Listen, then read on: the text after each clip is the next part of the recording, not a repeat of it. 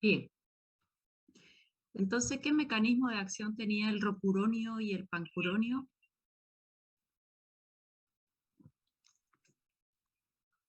Vamos.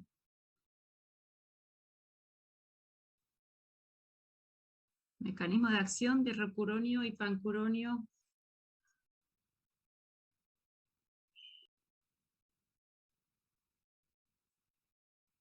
Vamos, lo acabamos de avanzar. Competidor por el receptor nicotínico.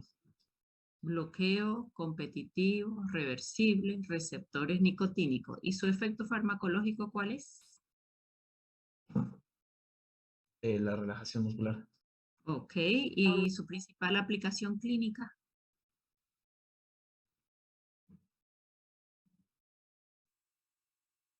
Coadyuvante en una anestesia general para hacer la intubación. Ok. Efectos adversos ya los hemos revisado, su antídoto también. Bueno, esto bien estudiadito, ¿ya? Ustedes cuando dispensen este grupo de fármacos, son fármacos generalmente de dispensa, recetas hospitalarias, va para el servicio de emergencia o va para el anestesiólogo, ¿ya? Harta precaución, porque si por cualquier evento, como yo les contaba recién, ese evento que gracias a Dios tuvo un buen desenlace, hubo una iatrogenia importante al momento de la dispensa y de la administración del fármaco, ¿ya? Teníamos acá dos grupos de fármacos, ¿no?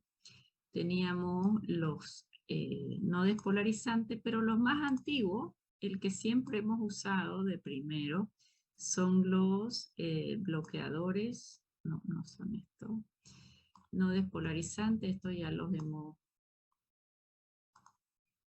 avanzado, son sus interacciones. A ver, déjenme mirar un poco. No sé qué le pasa a mi máquina que no avanza como yo quiero.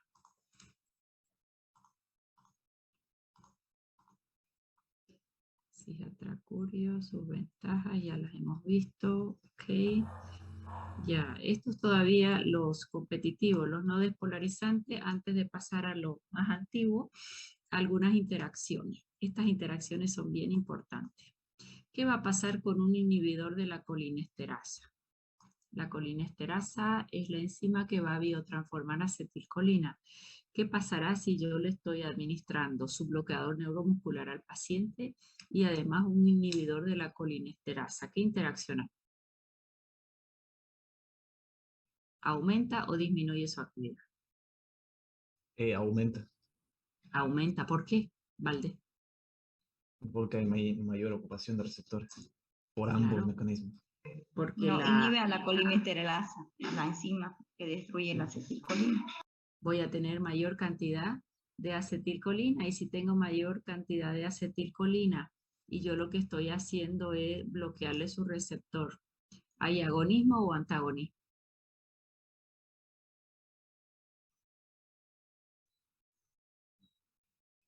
En Vamos, este caso, en el receptor antagonismo. claro, hay antagonismo, o sea que le va a disminuir la actividad. Los inhibidores de la colinesterasa le va a disminuir la actividad a los bloqueadores neuromusculares. Los anestésicos halogenados, estos eran los que se usaban antes, ahora ya se usan cada vez menos por su toxicidad y mayor riesgo de depresión respiratoria. ¿Quién sabe qué es un aminoglucósido? ¿Quién ha escuchado algo de los aminoglucósidos? ¿Y cuáles son sus efectos adversos? Aminoglucósidos los vamos a avanzar este año, es un antibacteriano, es un grupo de antibacterianos. Han debido escuchar gentamicina, micacina, tobramicina, streptomicina. Ellos son antibacterianos que inhiben síntesis de proteína en segmento 30 y 50S. Se utilizan para microorganismos gram negativos, incluidos las pseudomonas. Espectacular actividad en pseudomonas. Pero la desventaja de estos aminoglucósidos, de la genta, de la micacina, tres efectos adversos. Uno de ellos es nefrotóxico, ¿ok? El segundo es ototóxico. Si doy mucha dosis o por tiempos muy prolongados, produce la ototoxicidad. Y el tercero es curarizante. Curarizante significa relajante muscular. Y si él es relajante muscular y estoy usando extra un relajante muscular. Entonces, ¿qué va a hacer? Es un efecto sumativo, o sea que yo estoy sumando el efecto del aminoglucósido junto con el efecto relajante muscular de este grupo de fármacos. Entonces puedo tener mayor relajación muscular, ¿no? Es un efecto adictivo. Y bloqueadores de canales de calcio. El calcio permite la contracción muscular. Si yo bloqueo el canal del calcio, va a haber mayor relajación. Este grupo de fármacos los vamos a estudiar como antagonistas de calcio en arritmias. Son antiarrítmicos. También se utilizan como antihipertensivos. ¿Qué interacción pudiera haber con todo lo que les he contado del bloqueo de los canales del calcio? El efecto es sinergismo o antagonismo. Vamos. Bloqueo canal al calcio. El calcio favorece la contracción muscular. Yo le estoy bloqueando. ¿Hay relajación o hay mayor contracción?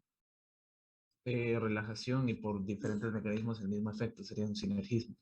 Sí, señor. Por mecanismos de acción diferentes va a ser un sinergismo. Entonces son los fármacos con los que mayor cuidado hay que tener al momento de utilizar los bloqueadores neuromusculares. Muy bien. Ahora vamos a ir ya al otro grupo. El otro grupo, que son los más antiguos, son despolarizantes. ¿Qué dijimos? Ellos van a ocupar el receptor de forma tal que hacen contracciones sostenidas, y siempre que en el cuerpo hay una contracción sostenida y mantengo el fármaco, siempre va a haber una relajación posterior, ¿ya? Y el más antiguo, que lo hemos usado por muchos años, es la succinilcolina. La ampolla viene de 2 y de 10 ml, 50 miligramos por ml. ¿Qué mecanismo vamos a tener? Se une al receptor nicotínico. Ok, el anterior bloqueaba el receptor nicotínico, este no. Este lo que va a hacer es, se une al receptor nicotínico, pero es agonista de acetilcolina, o sea que va a provocar mayor despolarización. Despolariza la unión neuromuscular, sí, pero esa despolarización se mantiene sostenida. Este fármaco no es inactivado por acetilcolinesterasa, entonces él va a ganar a la sobreacetilcolina. Siempre que dos compiten, ¿quién gana? El que esté en mayor dosis. Y resulta que a la acetilcolina viene acetilcolinesterasa y la degrada, pero a este fármaco no. A la succinilcolina no, entonces ella va ganando. Ella va a estar en mayor concentración. Por lo tanto, ella va a alcanzar concentraciones muy elevadas y voy a tener una estimulación permanente. Entonces, en un primer momento hay una despolarización. Esa despolarización ingresa sodio, empieza la contracción muscular y después de contracción muscular más bien ya es en exceso la contracción y el músculo empieza a tetanizarse y hace fasciculaciones musculares de muy cortita duración. ¿Qué viene después de esa contracción sostenida?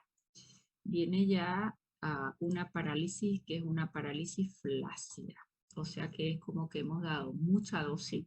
En realidad es que el fármaco no se biotransforma por acetilcolinesterasa. Va a quedar en el sitio de acción por mayor tiempo. Y eso lo que va a permitir ya es una parálisis flácida. O sea que por un mecanismo diferente también logramos la parálisis flácida o la parálisis neuromuscular, pero antecedida de una despolarización sostenida, de una fasciculación sostenida. ¿Para qué lo usamos? Tiene la misma aplicación que los anteriores, son más antiguos, casi ya no la usamos hoy día. Es más económica nada más. Intubación endotraqueal, su inicio de acción es rápido, inactivado por colinesterasas plasmáticas. En sus reacciones adversas, hipertermia maligna cuando se lo administra junto con alotano. Alotano es un fármaco para hacer anestesia general, ¿ya? Hace pérdida de conciencia. Alotano lo usamos por muchos años, todavía se usa, más sus efectos adversos a veces son muy complejos y uno de ellos es la hipertermia maligna. Es una elevación de la temperatura y no se la puede bajar con nada. Esto está asociado al alotano y se maximiza con succinilcolina, ¿ya? A este paciente que hace hipertermia, gracias a Dios, pocos lo hacen, lo meten en una bañera con hielo y la temperatura aún así no baja. Estos pacientes normalmente no salen de este cuadro. Es muy complejo. Si te toca una hipertermia maligna, muy difícil que el paciente salga. Muy relacionado con alotano y magnificado con succinilcolina cuando van juntos. Apnea, que es lo que vamos a esperar con todo bloqueador neuromuscular. Este dolor muscular es característico, muy característico ese dolor muscular por las fasciculaciones que produce. Hiperpotasemia que nos puede complicar tanto a nivel muscular como a nivel cardíaco y también elevan la presión intraocular, pueden desencadenar un glaucoma y también la presión intragrástica y pueden hacer reflujo y una broncoaspiración, ¿ya? O sea que si yo voy a comparar los efectos adversos de estos más antiguos que hacen la despolarización contra los no despolarizantes, estos tienen muchos efectos adversos, no tienen antídoto, algunos efectos adversos lamentablemente como la hipertermia maligna, casi que irreversible, muy difícil sacar un paciente de ese cuadro. ¿Mm? Bien, preguntas hasta ahí. ¿Dudas? ¿El metabolismo de estos fármacos es hepático? Sí, el metabolismo es hepático y son de acción intermedia, no es ni corta ni larga, es una acción intermedia, no tengo antídoto, son de franja terapéutica más estrecha, son más inseguros que los nuevos. Es como que succinilcolina básicamente ha sido desplazado de su utilización. Antes era lo que usábamos, el alotano como anestésico general, hoy también desplazado y la succinilcolina. Y los dos juntos, que era lo primero que usaba en un paciente con anestesia general que iba a intubación, su probabilidad de reacciones adversas juntos es mucho mayor todavía, principalmente la hipertermia maligna. Bien, entonces, ¿qué me tienen que saber en bloqueadores neuromusculares? Tienen que saber el mecanismo de acción de los dos grupos, tienen que saber semividas cortas y largas de los dos grupos, tienen que saber efecto farmacológico, tienen que saber quién es su antídoto, ¿ya? ¿No hay más preguntas hasta ahí? O sea que este tema no lo avanzaron el año pasado, bloqueadores neuromusculares. ¿Ningún grupo? En mi caso, muy superficial. ¿Qué es superficial? Simplemente nombrarlo y, bueno, lo van a profundizar al año. No, porque eso es materia de tercero. Yo les estoy repasando un poquito lo de tercero de todo lo que yo voy a usar para cuarto, pero farmacología está dividida en dos capítulos. Un año avanza la mitad del libro y la otra mitad del libro el otro año. O sea, eso está determinado así, no es que voy a repetir yo los contenidos. Ahora yo se los estoy repasando nada más para que yo pueda entrar a cardiovascular. Me imagino que hoy o una clase más termino el repaso del sistema nervioso autónomo. Bloqueadores neuromusculares es parte del sistema nervioso autónomo. Bien, ¿hasta aquí alguna duda?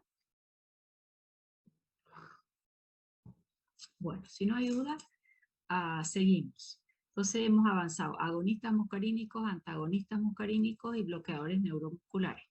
Vamos con agonistas adrenérgicos. Si yo digo agonistas adrenérgicos, ¿de qué sistema estoy hablando? Simpático. Ok, sistema nervioso autónomo simpático. Y este simpático, ¿quién es un neurotransmisor?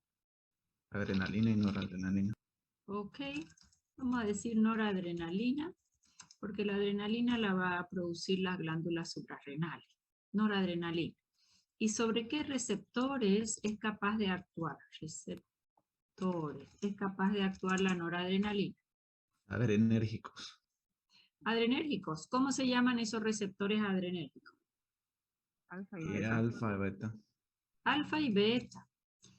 hay una lemotecnia que nos ayuda un poquito a acordarnos. Cuando la noradrenalina usa el receptor alfa, generalmente, ¿qué hay? Generalmente, ¿estimula o inhibe? Estimula. Estimula. ¿Ok? Ahora vamos a pensar qué órganos tienen receptores alfa. A ver, ¿cuál es el órgano por excelencia con receptores alfa? Corazón. No, Vaso el sanguíneo. corazón tiene muy poco. Músculo liso vascular. ¿Qué ocurre si la noradrenalina ocupa su receptor alfa en músculo liso vascular? ¿Estimula o inhibe?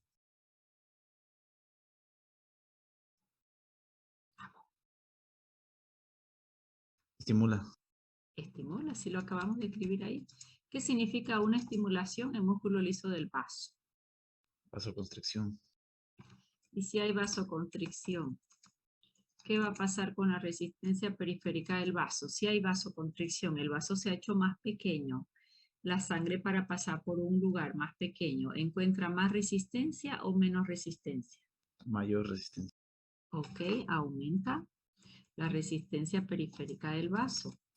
Y si aumenta, ¿qué va a pasar con la presión arterial? Sube. ¿Por qué? Aumenta presión arterial. ¿Qué es presión arterial en fórmula, Valdés? ¿Cuál es la fórmula de presión arterial? Fisiología.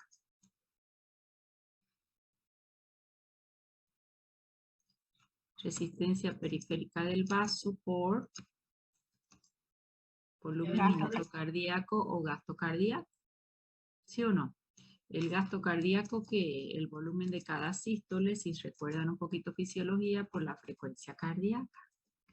Y fíjense acá, si viene la noradrenalina, ocupa su receptor alfa, estimula el músculo liso del vaso. Si lo estimula, hay una vasoconstricción. Si hay vasoconstricción, aumenta su resistencia. Y si este aumenta y esto es un producto, pues va a aumentar presión arterial. Entonces, ¿qué efecto va a tener un agonista alfa en el músculo liso del vaso?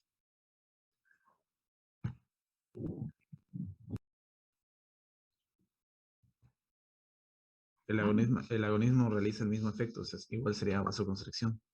Ok, va a elevar presión arterial. Entonces, ¿para qué lo usaría? Un agonista alfa.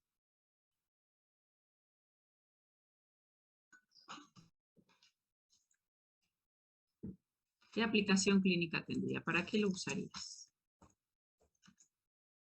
Si aumenta presión arterial.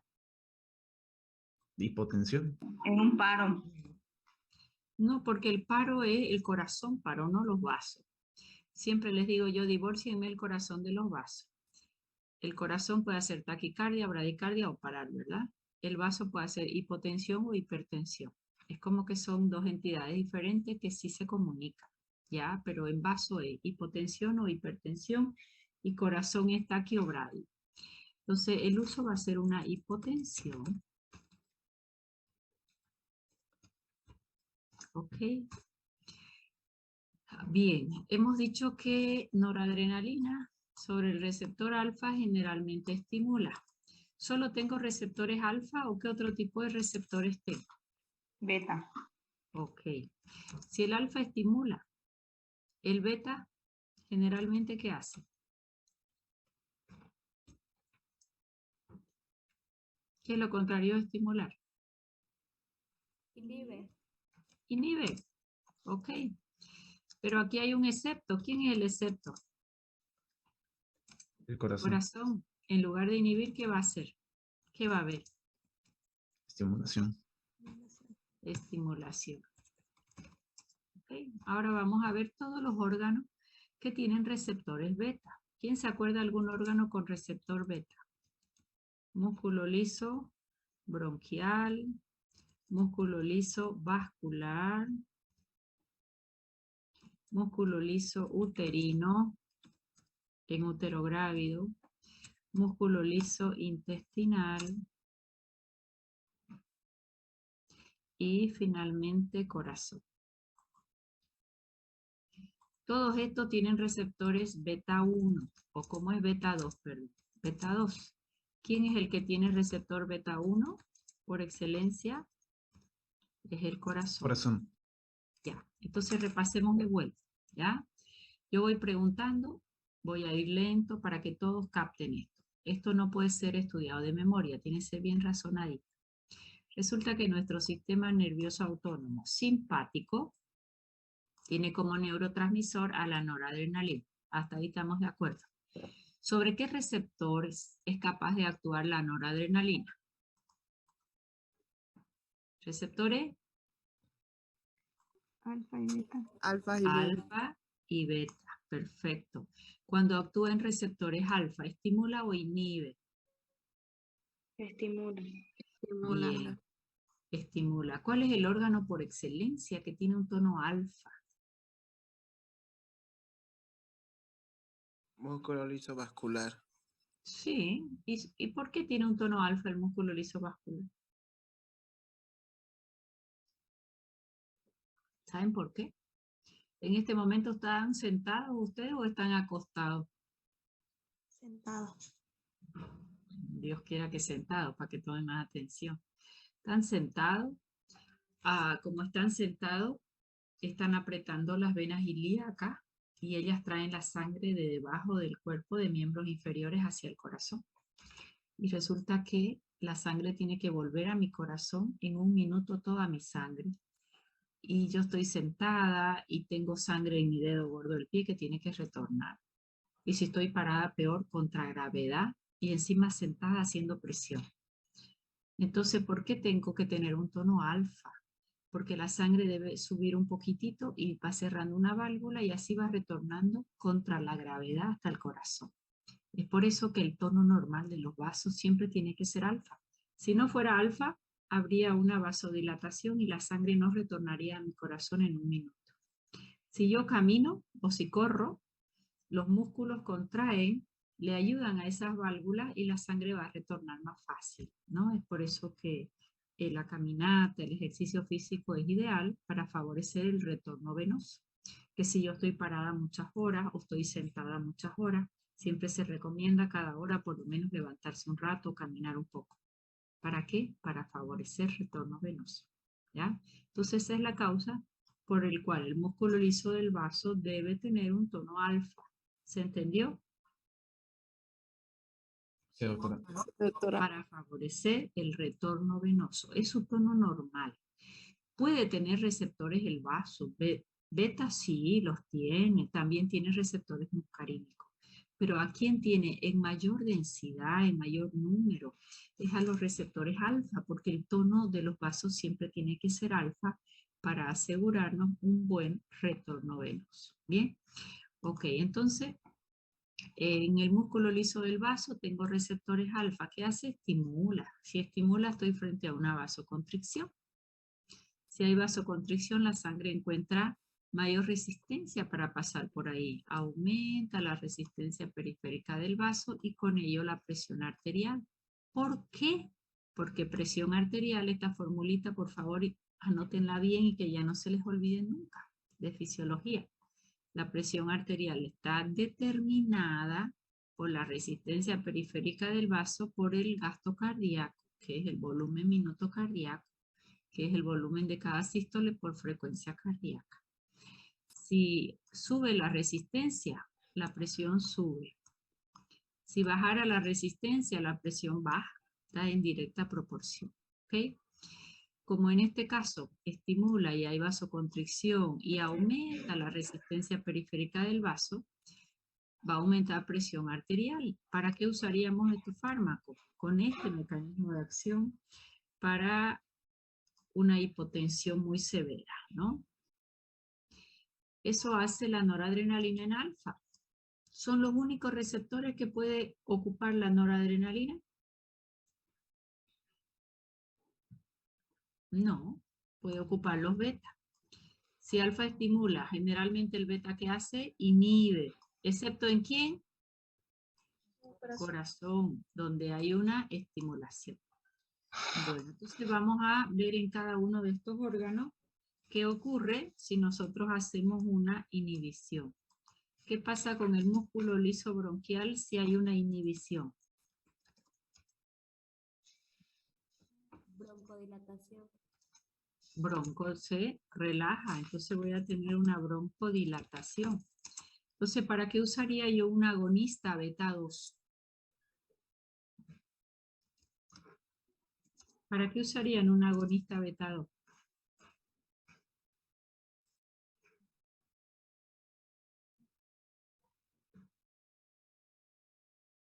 Asma. ¿Podría ser para una intubación? No. Para una intubación, vos le vas a dar el oxígeno y tienes que relajar los músculos para que el paciente se acople al ventilador. En un asma bronquial, en un broncoespasmo, en una EPOC. ¿Qué es una EPOC? Enfermedad pulmonar obstructiva crónica. Muy bien, en una EPOC. Lo vas a usar en un broncoespasmo. Cuando el paciente ha hecho un shock anafiláctico con un cierre de glotis, también lo puedes utilizar, aunque ahí hay que meter tubo al paciente, ¿no? ¿Ok? En músculo liso vascular, alfa estimulaba y beta inhibe. ¿Qué significa en el músculo liso del vaso que haya una inhibición? Vamos. Vasodilatación. Vasodilatación. Y la vasodilatación hace que la presión suba o baje. Disminuye. Hipotensión. ¿Para qué lo usaría? Hipertensión. Hipertensión. Sin embargo, Hipertensión. no lo usamos en hipertensión. ¿Por qué? Porque los vasos tienen más tono alfa y pocos receptores beta 2, o sea que ese efecto no es muy marcado. Pero sí lo tendré que saber que si el fármaco es agonista beta puede provocar una disminución ligera de presión arterial. Profesora, ¿por qué ligera? Porque los vasos tienen más tono alfa que beta. ¿Quedó mejor? Digamos que sí. Músculo liso uterino en útero grávido. Alfa estimula y beta inhibe. ¿Qué va a pasar en músculo liso uterino si se inhibe? Una disminución de contracciones. Disminuyen la frecuencia de contracciones uterinas. ¿Y para qué lo usarías? Si disminuye frecuencia de contracciones uterinas. Eso podría ser, por ejemplo, para aquellas mujeres que están en peligro como de aborto. Podría ser. Ya, vamos a llamar amenaza de parto prematuro, si es a partir de la semana 20, o amenaza de aborto, si es antes de la semana 20, que han empezado las contracciones y podemos tener amenaza de parto prematuro o de aborto, ¿ok? Eso es una principal indicación. El músculo liso intestinal, ¿qué receptores tienen mayor proporción? ¿Muscarínico o adrenérgico? Muscarínico, M3. Por excelencia. ¿Por qué, Valdés? ¿Por qué tiene más muscarínico? Para asegurar que... ¿Qué es lo que El quieres hacer? funcionamiento Para asegurar el peristaltismo intestinal. Entonces, hasta acá, que les quede claro que el tono de los vasos es alfa. ¿Tiene receptores beta? Sí, muscarínico también. El intestino, por excelencia, tiene receptores muscarínicos para asegurar que nosotros vamos a tener un buen peristaltismo, ¿ok? Pero también tiene receptores beta. Si un paciente se pone estresado, cualquier persona, ¿aumenta el peristaltismo o lo disminuye? Aumenta el peristaltismo. ¿En todos? ¿Jenny? Sí, doctora. Mira que no. Hay quien se estresa, un estrés importante, ¿no? Un estrés severo, y va a correr al baño y le puede dar diarrea. Y hay otro que se estresa y más bien le hace estreñimiento. Que ni va a pasar por un baño, no se le va a ocurrir, mientras que el otro va a salir corriendo al baño. ¿Por qué? Porque aquí hay una variabilidad genética importante. ¿Qué significa eso? Significa que el sistema simpático tiene mucha variabilidad individual entre un paciente y otro de que tenga un predominio alfa o beta. El muscarínico manda, pero si yo me estreso, se libera noradrenalina, estimula el simpático y puede tener efectos opuestos, o estreñimiento o diarrea, depende del individuo, variabilidad genética. O sea que hay quien tiene más predominio alfa o quien tiene más predominio beta, ¿de acuerdo? Bien, en el caso del músculo liso intestinal, si se inhibe, ¿qué yo esperaría? Disminución de la motilidad. Disminuye la motilidad y habría un estreñimiento. Pero ese efecto no se va a dar en todos los pacientes. Hay quien tiene más alfa o quien tiene beta y resulta que la noradrenalina es capaz de actuar en alfa y actuar en beta. ¿Quedó claro? Individuos que tengan mayor porcentaje en alfa o mayor porcentaje en beta, variabilidad genética, o sea que ese no lo contemplamos como un efecto que va a ser igual para todos. ¿Ya? Bien, hasta ahí tenemos los betas más importantes. Ahora vamos con el corazón. Dijimos que alfa estimula y beta inhibe, excepto en corazón, profesora, donde en lugar de inhibición, ¿qué va a haber? Estimulación. ¿Qué significa una acción agonista beta cardíaca? ¿Qué es estimulación? ¿Cómo yo puedo decir que el corazón está estimulado? Por el aumento de las Aumenta 4 la propiedades. Eso ya lo vimos en la anterior clase, aumenta las 4 propiedades cardíacas. ¿Y cuáles son esas 4 propiedades cardíacas? Impulso eléctrico, contractibilidad.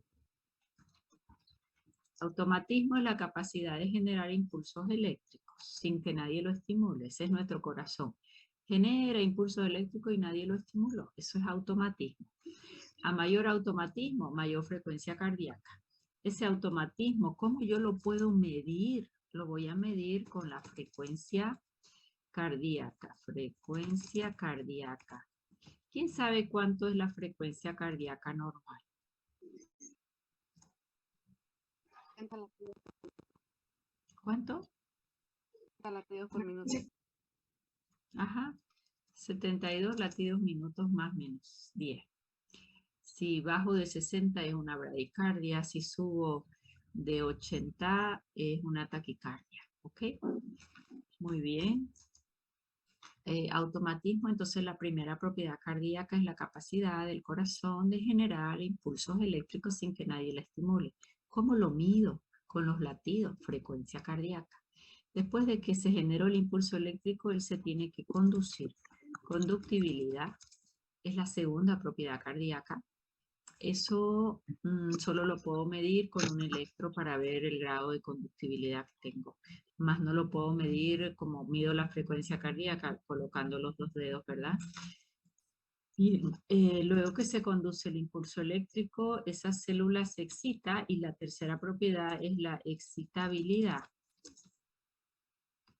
También la tengo que medir con un electro, una excitabilidad.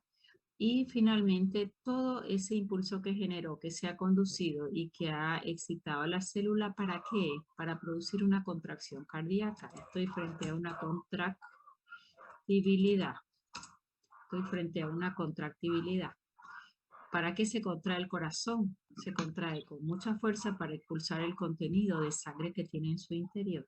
O sea que esa contractilidad de ella va a depender la fracción de eyección cardíaca. Esas son las 4 propiedades cardíacas. Automatismo, conductibilidad, excitabilidad y contractibilidad. ¿Cuál la podemos medir fácilmente? El automatismo, porque solo midiendo frecuencia cardíaca ya yo me voy a dar cuenta. Si la noradrenalina ocupa el receptor beta 1 cardíaco y hace una estimulación, ¿cuál va a ser el efecto farmacológico? Farmacológico no, porque no estamos usando fármaco. El efecto de la noradrenalina a nivel cardíaco en beta 1, ¿cuál es? Aumento de la frecuencia cardíaca. Sí, señor. Taquicardia. O aumento de frecuencia cardíaca. Taquicardia. Por lo tanto, ¿para qué lo usarías? Principal aplicación clínica. Bradicardia. Bradicardia, pero fíjense ustedes que lo que hemos usado acá estos agonistas beta 2 ha sido para un asma, para un EPO, para un broncoespasmo. Más que problema yo me voy a encontrar acá. Lo vamos a usar para el asma, pero no solo son selectivos estos fármacos de los beta 2 beta 2 pulmonares, sino que también va a llegar hasta el beta 1 cardíaco y me va a producir taquicardia como efecto adverso. ¿Ok? O sea que este efecto muchas veces pasa a ser un efecto no deseado. Ah, pero si tu paciente es un paciente chagásico, el Chagas, el Trypanosoma cruzi, lamentablemente tiene afinidad por células del nódulo sinusal. El nódulo sinusal es quien va a hacer el impulso eléctrico. Y si se lo come a nódulo sinusal, la frecuencia de disparo de ese corazón cada vez va a ser menor. O sea que ese paciente entra en bradicardia. Va caminando por la calle, pum, pierde la conciencia, lo llevan a la emergencia, ponen para controlar la función cardíaca y está bradicárdico. Ah, dice, va a ver que colocar un marcapaso a ese paciente. Entonces, hasta que le colocan el marcapaso, sí podemos usar fármacos que aumenten frecuencia cardíaca. Y ahí puedo usar un salbutamol sin ningún problema, ¿no?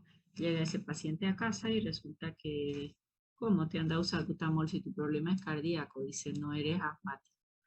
Se le ha utilizado un salbutamol porque va a aumentar frecuencia cardíaca, porque ese paciente la tiene disminuida.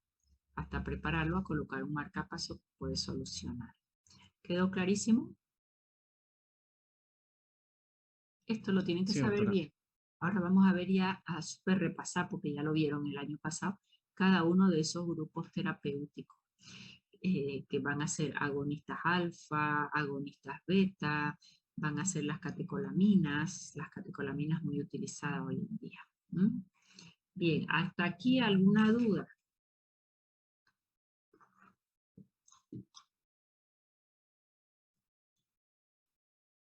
¿Hasta aquí alguna duda?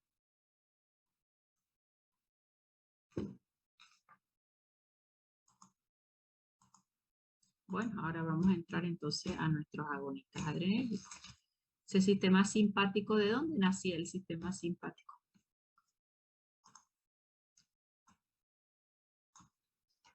A diferencia del parasimpático. ¿De dónde nacen sus terminales nerviosas en médula? ¡Pam! Toracolumbar. Toracolumbar. ¿Y el parasimpático?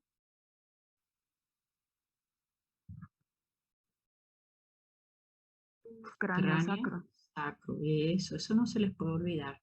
Acá que debo pensar que donde hay inervación del simpático también hay del parasimpático. ¿Y qué más debo pensar? Que ellos tienen acción opuesta, ¿no? Todo lo que es el simpático es nuestro sistema de alerta.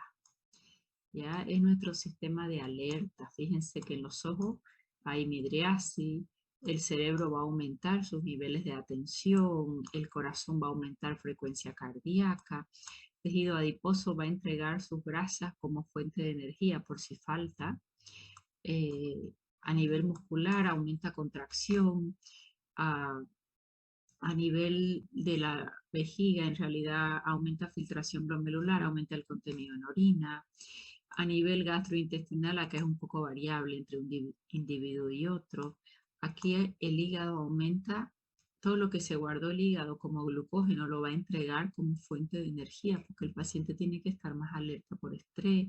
A nivel bronquial hay una broncodilatación.